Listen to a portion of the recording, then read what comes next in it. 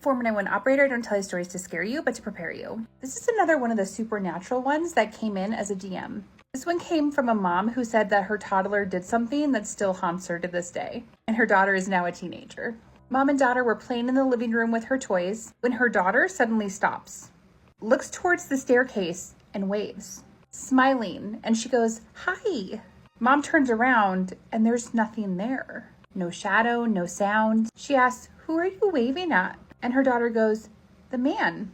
She's like, "What man?" And her daughter just shrugs like, the one in the hat? She doesn't say anything else, and she just goes back to playing like everything is totally normal. But here's the twist, she says. She asked her mom later to draw the man so that they could color him in next time. And when she described him, he matched her grandfather exactly. Her grandfather that had passed away before her daughter was even born. The one that she's literally never seen a photo of. She said to me that something that she remembers now and was told is that kids see things we have forgotten how to look for. Super creepy. Thank you for letting me share your story. Top 3 paranormal 911 calls. An anonymous 911 dispatcher said that they received a 911 call where a woman had stated that she took a selfie with her boyfriend. When her and her boyfriend looked at the photo, they saw an unknown man standing behind them in the photo. The call was treated as a home invasion, so a ton of officers were sent out, but they never found anyone else in the home and no sign of a forced entry. The police officers even saw the photo and confirmed that they saw someone in the background. In 1996, a homeowner in Kitsap, Washington, made 2 911 calls. In the first call, he had reported that something killed his dog. He described the dog as being thrown or flying over his fence. 2 weeks later, that same caller reported seeing a large dark figure in his yard. The audio of the call circulated among Bigfoot researcher groups, with many people claiming that it was Bigfoot. 911, what are you reporting? We got someone or something crawling around out here. Did you see what it was? Was it a person or an animal or? I can't tell. All I know is that my sensor light came on and I just happened to glimpse and see this thing running across the yard. A good-sized man or something. It looks like a man. I don't know what it was, just that it ran across the yard.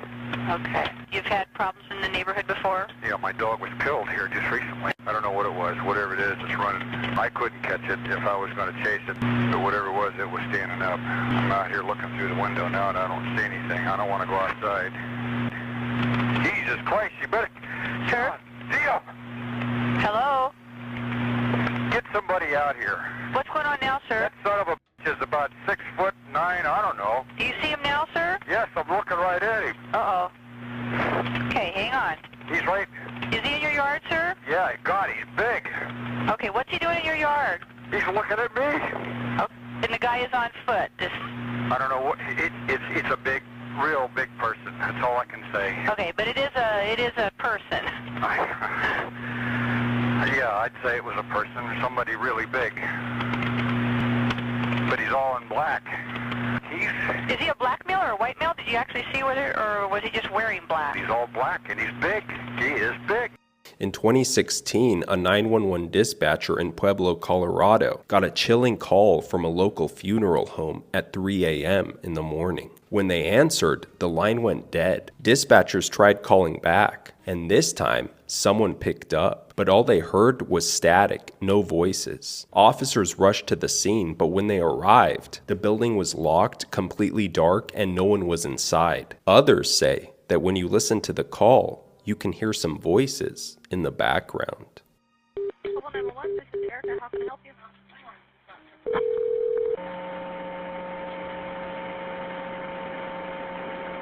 Hello? Hello?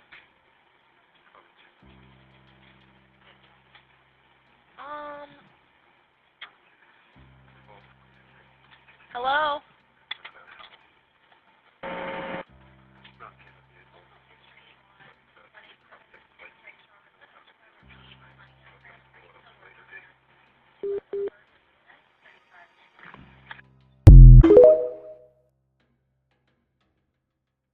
Did y'all hear that scary story about the 911 operator that got a call from an abandoned funeral home? I'm about to play the clip for you. This is a place that is securely locked up. Nobody works here, so nobody could have been able to get inside. The call was also made at 3 a.m. Some people know that as the witching hour. Again, this is a place that nobody is working. All the lights are out. There's no way that nobody can get inside. And you can very faintly hear a voice in the distance, like very faintly. Listen to this clip and tell me what you think. Hello, 911. This is Erica. How can I help you?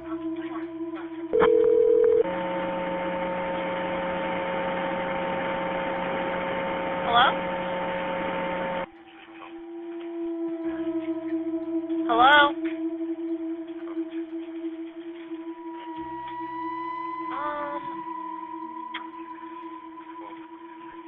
Hello?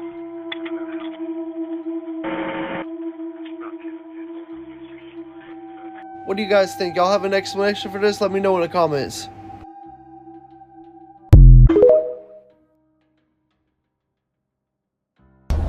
Alright, so saw this thing the sleepy paramedic put onto his page as I was scrolling TikTok about how he had a call, or his worst scenario was a call to the middle of nowhere and the door is unlocked and it's just like eerie as shit. Well, I actually have a story about that. So we were called, I think it was like 3 o'clock in the morning, and we were called to a 911 disconnect. What that means is someone called 911, the call taker answered, didn't hear anything, and then the line disconnected. So we get dispatched, PD gets dispatched, fire gets dispatched. Well, we arrive on scene and we're not finding anything or anybody, so we canceled fire, and we are casually just looking for somebody that called 911. And PD's looking, we're looking, and we're in this weird building, which is known for having squatters, our homeless population go there just to have shelter from the elements. Well, we get there and can't find anything. And we're walking down this one hallway, and keep in mind, this shit's like pitch black dark. We're using our flashlights to see. It's straight out of a horror movie. And we just hear a blood-curdling scream. At which point, me and my partner look at each other, look at PD. We said, you guys can handle this. We're getting the fuck out. Nope. We walked out, and PD is following right behind us. They're like, nah, we're good. There's nobody in this building, and someone just screamed. That's some Annabelle shit. Hell no! And we literally walked to the ambulance, sat in the ambulance. PD called for a couple other officers to come with them because they didn't want to go in alone. And they come out, and this officer's like jacked. He's ripped. He's like, damn! Yeah, like he is huge. He looks like he lifts for a living. And he was like, and he's one of the officers that like I would love to have my bag. He's a badass. He wouldn't like at all. Nothing could scare him. He comes out, he's like, I am not going back in that fucking building. There's nobody in there. We've searched head to toe. It is vacant. There's nobody in there. And I was with you. We heard a blood-curdling scream. Hell no, we're not going there. So, that is by far my scariest 911 call I have ever been on. I was terrified. I don't want to go ever to that building. I think it actually got demolished. You need Jesus! Yeah. We need an exorcist! I'm gonna go there next time with a priest. All right, 911 story time, okay? And this story time takes me back to a time where this woman would call me about once a month and scare the shit out of me. We're gonna call her Miss Mary. And she would call 911 and I would answer it. County 911, what is your emergency? And as soon as I would hear that beautiful voice, I would know immediately, well, shit. Well, shit. We need fucking Scooby-Doo is what we fucking need because the deputies ain't gonna be able to handle this shit.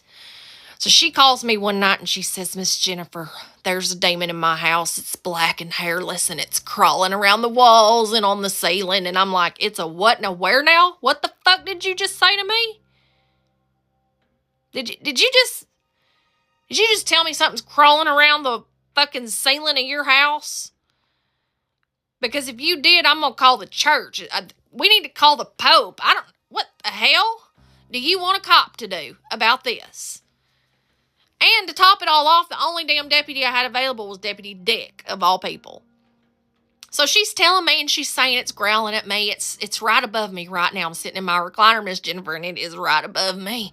He's looking me dead in the eye, and I'm like, don't make eye contact.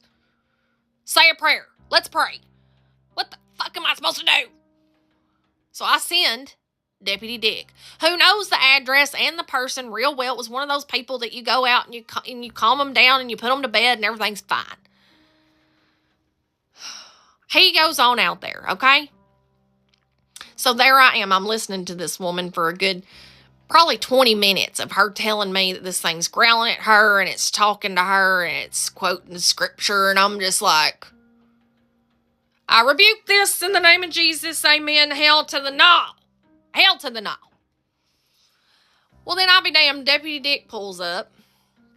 She gets up. She goes to her front door and she looks out. And I shit you not, she starts screaming, "You've sent one of them to me. You've sent me a demon." And I was like, what? Really? I said, no. No, I mean, once I snapped back to reality, I said, no, Miss Mary, he's not a demon. He's a tip bag. Don't make him cry. For the love of God, don't make him cry. You will regret it. You'll be called... that thing in there will be the least of your fucking worries. Trust you me, okay? She's like, no, I'm telling you, it's a demon. And I'm like, no, it's a tip bag. Trust me, it's a shithead, but it's not a demon, Miss Mary. She finally lets him come in and clear the house and put her to bed. I still think about that to this day. We should have just called Sam and Dean. What the hell? But she would call me and she would describe these things to me, and it was either black eyes or white wings. There was no in between. We were either dealing with demons or angels. And we prayed together a few times because I was not one of those people that she was going to tell these stories to and me be like, oh, that's all bullshit. No, hell no. I was like, I'm going to stay the hell away from where you live, honey. If matter of fact, if I were you, I'd move real quick like. But she called quite frequently. Luckily, we could usually calm her down and put her to bed, but I did not send Deputy Dick back out there. She was not a fan of his. I was like, man, she just seen you get out the car and knew that you were an ass. Like, at that point, she was like, I'll just stay in here with this thing.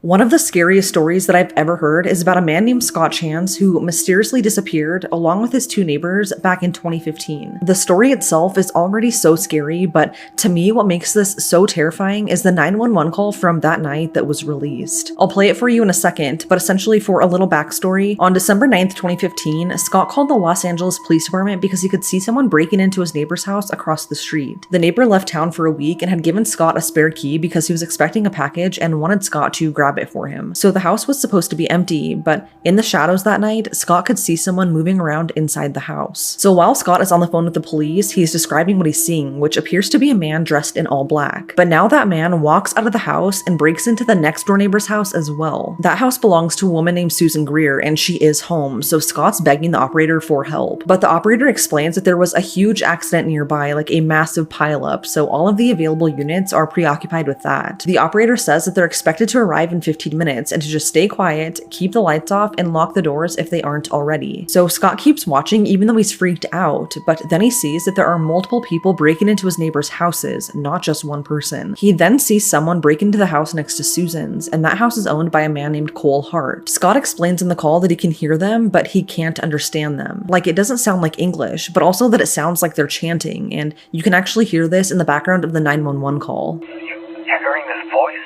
It's coming from there. You're right. It doesn't sound like English.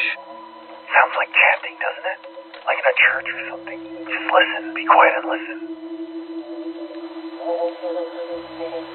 This is very peculiar. Something very strange is going on here.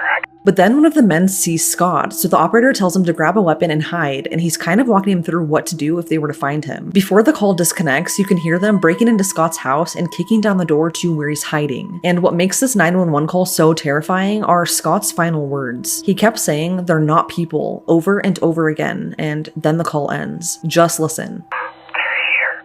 Scott, stay quiet. Don't speak. I need help, please. Don't speak. You need to stay quiet. I need help. Stop. Stop. Be quiet. They'll hear you. Scott, please. You've got to stay calm. Don't make any noise. Scott.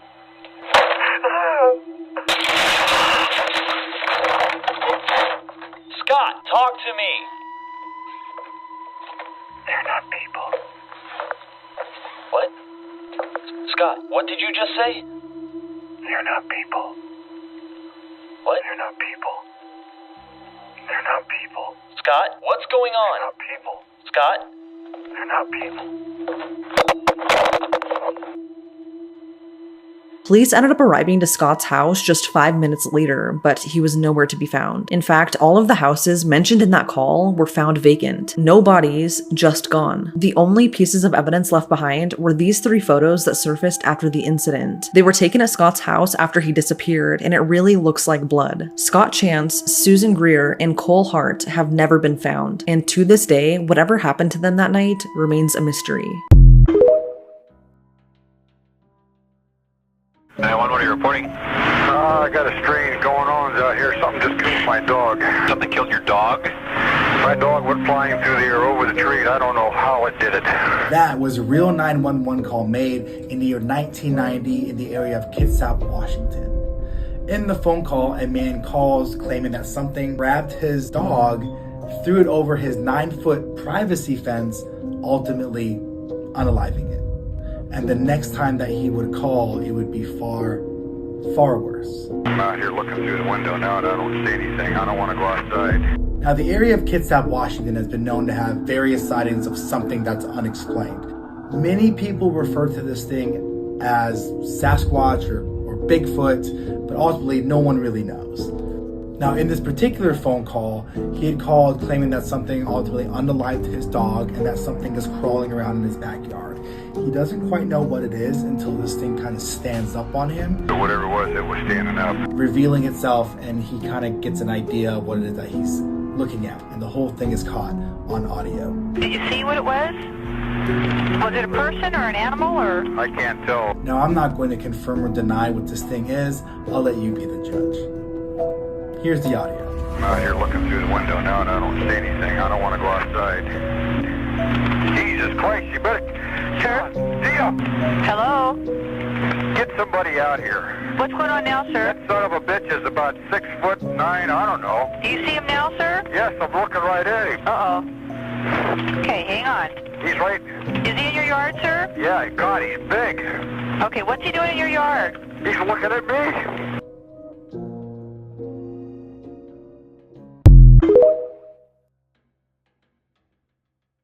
I would probably quit my job if I was a 911 dispatcher and I received a phone call from an empty funeral home at 3 in the morning. If you guys are easily scared of this kind of stuff, maybe skip through this part or don't watch this at night. 911, this is Erica. How can I help you?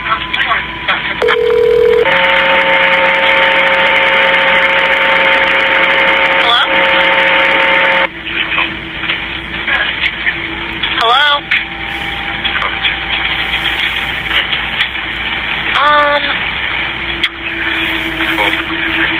Hello?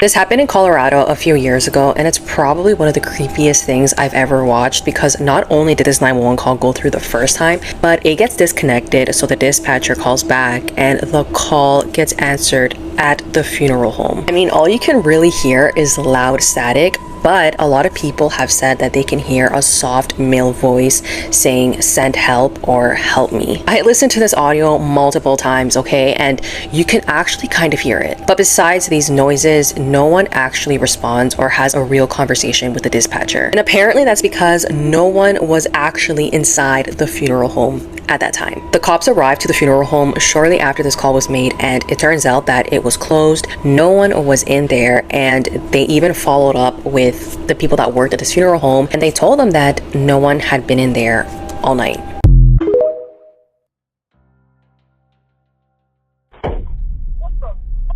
What was that, sir? That's not human! That's not human!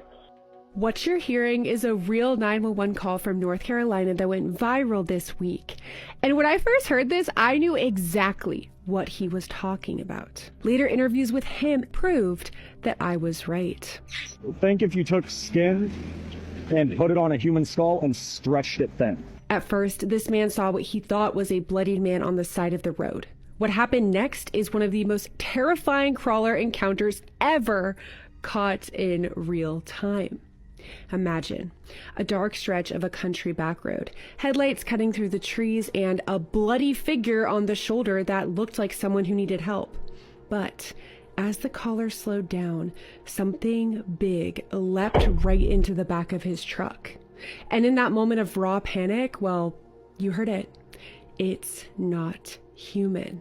I'm a former 911 operator, and I was one for a little over 5 years, and we're doing a series on 911 calls, but you guys want the scary ones, so here's another one that I found scary. So a lady calls in. She's just wanting to file a police report against her ex. He keeps calling her, making threats against her, harassing her, all of the different things, and per the direction of her attorney, she had never filed a police report before, so she just wanted to so they can move forward with getting a restraining order against him. So she was at work. She was waiting in her car in the parking lot. She was on lunch break, and she just wanted an officer to be dispatched out to her to make that report. So I get a call started. I ask the normal questions. She believes that he is currently at work. This is, during his working hours. She provided me the address of there, like a description of him. I asked if he's known to carry anything, and she said yes, and provided me that information as well. So with like a report type call, they are priority, but there can be higher priority calls. So if there's like a life or death situation, or like there's an active like assault situation or whatever it may be, like that is going to take precedent over a report needing to be taken. So I have the call up. We'll get officers out to her as soon as we possibly can. And probably like 2 or 3 minutes later, it's a slower evening. I get a call back from her. It's the same phone number. And so I know it's her, and all I hear is just like screaming. So long story long, he was in the car the entire time. So he had put tracking devices, mechanisms on her car to be able to track where she was going. So he knew that she was at work. And he was literally just in the back seat listening to our entire conversation, and he jumped up and started attacking her. So I obviously escalated the call. We got officers out, dispatched out to her. It became like a super high priority, like it's life or death situation now. And officers get out to her. She was injured. She had to be taken to the hospital. But the worst part was that he had ran before they had gotten there. And so they weren't able to catch them. And so those ones always scare me because I'm like, I don't know where they are. And so it's like hard to track them, especially when they're on foot. But yeah, that one definitely scared me. And I now check the back seat of my car on a consistent basis. So yeah, follow along for more stories.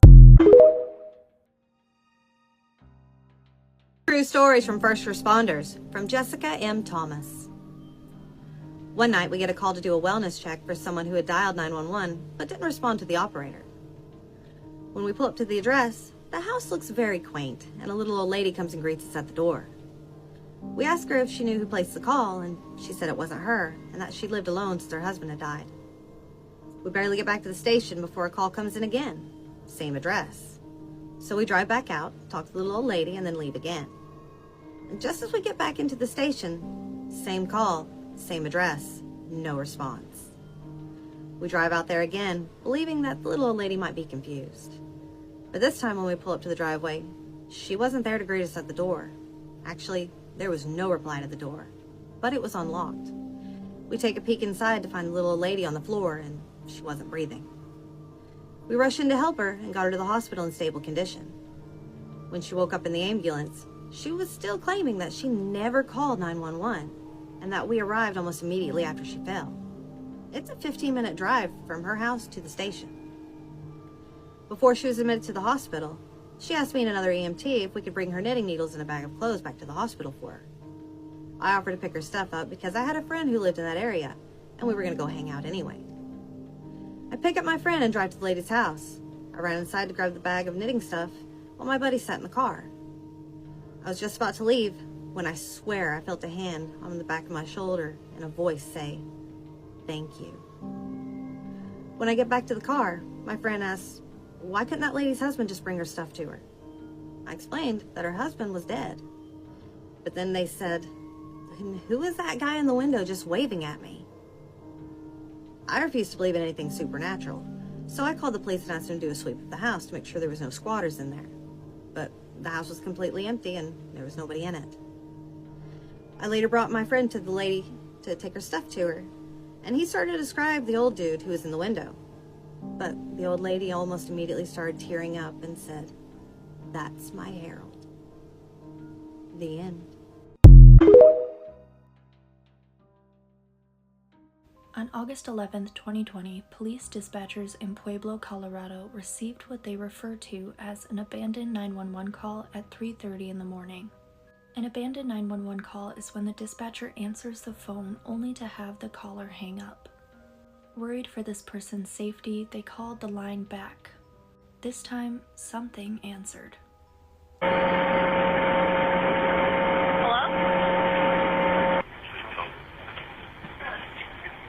Hello? At first, they only hear static in the background, and then a faint, inaudible voice. Police were sent to check on the location the call was traced to and were shocked to find that the call they received was coming from the local funeral home with a cemetery attached.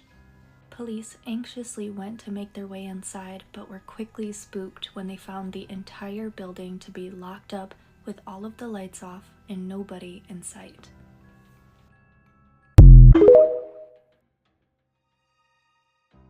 There's like an age-school person beside it, and another one's inside, and it has big eyes and looking at us, and it's still there. Okay, where is this on your property? In my backyard. I swear to God, this is not a joke. This is actually we terrified with. So there's two people or two subjects that are in your backyard? Correct, and they're very large. They're like 8 foot. 9 feet, 10 foot, I don't know. They look like aliens to us. Big eyes, they have big eyes, like I can't explain it. And big mouth. They're shiny eyes and they're not human. They're 100% they're not human. What you just heard was an actual 911 call from a 16-year-old boy in Las Vegas after he saw a light shining from his backyard and went out and saw these two creatures. He describes them as massive, not human, with huge eyes. Cops responded to the residents. They spoke to the 16-year-old boy and the dad who also witnessed these creatures, but when the cops got there, they were gone. I found this 911 audio after finding an audio that was very similar, that a man was driving through North Carolina when a creature jumped in the back of his truck. Why are we hearing about more of these weird creatures? What could we be? Why are there so many sightings of them? They all are described exactly the same, being super tall with big shining eyes. If you haven't heard the other audio call, it's pinned at the top of my page. But both of these calls are extremely chilling and I just don't know what to make of them. What do you think these things are? Leave in the comments and let me know.